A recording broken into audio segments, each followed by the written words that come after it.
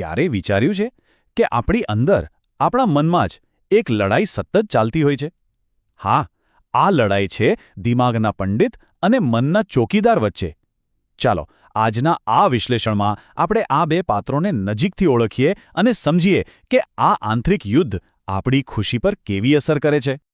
તો ચાલો, આપણા મનના દરવાજા પર જઈને આ બે પાત્રોને મળીએ. જુઓ, એક તરફ છે આપણો ચોકીદાર.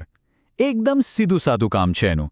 દરવાજો ખોલવો અને બંધ કરવો, બસ આટલું જ. કોઈ ફાલતુ વિચાર નહીં, કોઈ જજમેન્ટ નહીં, માત્ર એક્શન. અને હવે બીજી તરફ નજર કરો. આ છે આપણા દિમાગના પંડિતજી. આમ જુઓ તો કોઈ કામ નથી કરતા, પણ એમના મગજમાં વિચારોનું વાવાઝોડું ક્યારેય શાંત નથી થતું. દરેક નાની મોટી વાત પર બસ વિચાર્યા જ કરે છે. તો આપણા આ બે પાત્રોમાંથી ચાલો પહેલાં એના પર ધ્યાન આપીએ જે આપણી મોટાભાગની સમસ્યાઓનું મૂળ છે, એટલે કે આપણા વધુ પડતા વિચારવાળા પંડિતજી. એને ખુશીનો ચોર કહીએ તો પણ ખોટું નથી. કેમ? કારણ કે એ આપણી શાંતિને ચોરી લે છે. ચાલો જોઈએ કેવી રીતે. આ પંડિતનું કામ કેવું છે ખબર છે? એ ખાલી જોતો નથી, એ દરેક વસ્તુ પર પોતાની કોમેન્ટ્રી ચાલુ કરી દે છે. કોઈ ગાડી પસાર થાય તો એના નંબર પર વિશ્લેષણ શરૂ, કે આ નંબર સારો કે ખરાબ. કોઈ વ્યક્તિ સામેથી આવે તો એના હાવભાવનું શું મતલબ કાઢવો, એ શું વિચારતો હશે. મતલબ એક સેકન્ડ માટે પણ એનું મગજ શાંત નથી રહેતું. બસ વિચાર, વિચાર અને વિચાર. અને આ સતત ચાલતો ઘોંઘાટ આપણને અંદરથી થકવી નાખે છે. અને આ જે સતત બકબક મનમાં ચાલ્યા કરે છે ને, એની આપણે બહુ મોટી કિંમત ચૂકવીએ છીએ. અહીં બહુ સરસ વાત લખી છે કે વધુ પડતું વિચારવું એ ખુશીનો ચોર છે. સાચી જ વાત છે. એ આપણી પાસેથી વર્તમાનની ક્ષણનો આનંદ અને શાંતિ બધું જ છીનવી લે છે. તો આ બધી વાત પરથી એક બ્રહ્માંડનું સત્ય સામે આવે છે. શું છે? બહુ સરળ છે. મનનો જે ચોકીદાર છે એ આપણું રક્ષણ કરે છે, અને દિમાગનો જે પંડિત છે એ આપણને બસ થકી દે છે, આપણી બધી ઊર્જા ચૂસી લે છે. સારું, જો આ પંડિત આપણને આટલો બધો થકવી દે છે, તો સવાલ એ થાય કે આપણી કુદરતી અવસ્થા, આપણું ઓરિજિનલ સેટિંગ શું છે? શું આપણે હંમેશા થાકેલા અને ચિંતામાં રહેવા માટે બન્યા છીએ? ચાલો હવે લાગણીઓ વિશેના આ સત્યને સમજીએ. અને જવાબ બહુ જ સુંદર છે. આપણું જે ફેક્ટરી સેટિંગ છે ને, એ તો સારું અનુભવવાનું છે, ખુશ રહેવાનું છે. તણાવ કે ચિંતા એ આપણી મૂળભૂત પ્રકૃતિ નથી. આ જે વધુ પડતા વિચારો છે એ તો ખાલી આપણા આ ડિફોલ્ટ સેટિંગમાં ગડબડ કરે છે, એને ખલેલ પહોંચાડે છે. આપણે ખુશી કમાવાની નથી, એ તો આપણી અંદર જ છે. બસ એને ફરીથી શોધવાની છે.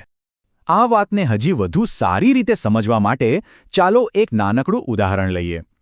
કલ્પના કરો કે બહાર ધોધમાર વરસાદ પડી રહ્યો છે અને કોઈ વ્યક્તિ પોતાના રૂમમાં આરામથી બેઠો છે.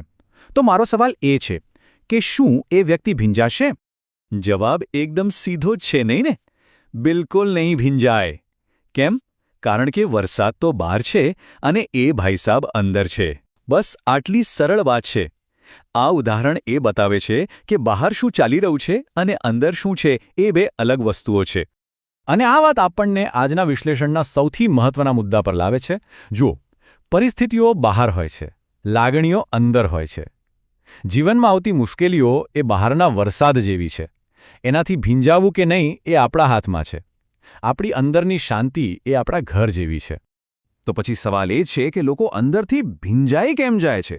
કારણ કે તેઓ બહારની મુશ્કેલીઓ અને તકલીફોને અંદર ખેંચી લાવવાની આદત પાડી દે છે. એ લોકો જાણે કે પોતાના મનનો દરવાજો ખોલીને વરસાદને કહે છે, આવો મને ભીંજવી દે, અને ધીરે ધીરે આ એક આદત બની જાય છે. તો આ આદતને તોડવી કેવી રીતે? બહારના વરસાદને અંદર આવતા રોકવો કેવી રીતે? સારી વાત એ છે કે આપણી અંદર જ એક હેલ્પર છે, એક મદદગાર છે. એનું નામ છે ફીલ ગુડ મધ્યસ્થી. ચાલો એના વિશે જાણીએ. તો આ ફીલ ગુડ મધ્યસ્થી છે શું? એ આપણો આંતરિક મદદગાર છે. એનું કામ બહુ જ સિમ્પલ પણ પાવરફુલ છે. એ બહારની કોઈ પણ પરિસ્થિતિ અને આપણી અંદરની લાગણી, આ બંનેની વચ્ચે દિવાલ બનીને ઊભો રહે છે. એક ગાર્ડ જેવો છે જે બહારના કચરાને અંદર આવવા દેતો નથી. અને આ મધ્યસ્થી આપણને શું કહે છે ખબર છે? જ્યારે પણ કોઈ મુશ્કેલ પરિસ્થિતિ આવે ત્યારે અંદરથી અવાજ આપે છે, ઊભા રહો, થોભો, બહાર જે ચાલી રહ્યું છે એને અંદર લાવવાની કોઈ જરૂર નથી. અંદર બધું જ બરાબર છે, શાંત છે. જો તમે એને શાંત રહેવા દો તો. આ વાત કેટલી અદ્ભુત છે. એનો મતલબ એ થયો કે આપણે સારું ફીલ કરવા માટે કંઈ નવું કરવાનું નથી, બસ ખરાબ ફીલ કરવાનું બંધ કરી દો. જેવી તમે નકારાત્મકતાની સ્વિચ બંધ કરશો, સારી લાગણીની જે ડિફોલ્ટ સ્વિચ છે એ આપોઆપ ચાલુ થઈ જશે. ચાલો આને એક બીજા ઉદાહરણથી સમજીએ. ધારો કે કોઈ ખૂબ જ અમીર વ્યક્તિ છે, એને ગરીબ લોકોની વચ્ચે ઊભો રાખી દો, તો શું એ ગરીબ ફીલ કરશે? ના, કારણ કે એની અંદરની ઓળખ શ્રીમંત હોવાની છે.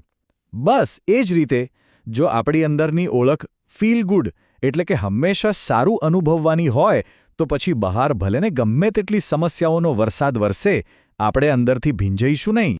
તો આટલું સમજ્યા પછી હવે શું? હવે આપણે આપણા એ ડિફોલ્ટ સેટિંગ પર પાછા ફરવાની વાત કરીએ. આપણા એ આંતરિક ચોકીદારને જે ક્યાંક સૂઈ ગયો છે, એને ફરીથી જગાડવાનો સમય આવી ગયો છે. ચાલો આખા વિશ્લેષણના સૌથી મહત્વના મુદ્દાઓને ફરી એકવાર યાદ કરી લઈએ. 3 મુખ્ય સત્ય છે. પહેલું, સારું ફીલ કરવું એ આપણું ડિફોલ્ટ સેટિંગ છે. બીજું, વધુ પડતું વિચારવું આપણી ખુશીને ચોરી લે છે. અને ત્રીજું, જ્યાં સુધી આપણે અંદરથી દરવાજો ન ખોલીએ ત્યાં સુધી બહારનો વરસાદ આપણને ભીંજવી ન શકે. તો આ ડિફોલ્ટ સેટિંગ પર પાછા ફરવા માટે કરવું શું? બસ આ 3 સરળ પગલાં લેવાના છે. પહેલું, મનને સરળ બનાવો. પંડિતજીની જેમ બધું જટિલ બનાવવાનું બંધ કરો. બીજું, વિચારોને શાંત કરો. જે જરૂરી નથી એના પર ધ્યાન ન આપો. અને ત્રીજું, અને સૌથી અગત્યનું, આપણા ફીલ ગુડ મધ્યસ્થીને એક્ટિવ કરો, એને જગાડો. અને અંતે આ એક વાત હંમેશા યાદ રાખવા જેવી છે. જે અંદરથી મજબૂત છે તેને બહારની દુનિયા હલાવી શકતી નથી. આપણી અંદરની શાંતિ જ આપણી સાચી તાકાત છે. એને ઓળખો અને એને સાચવો.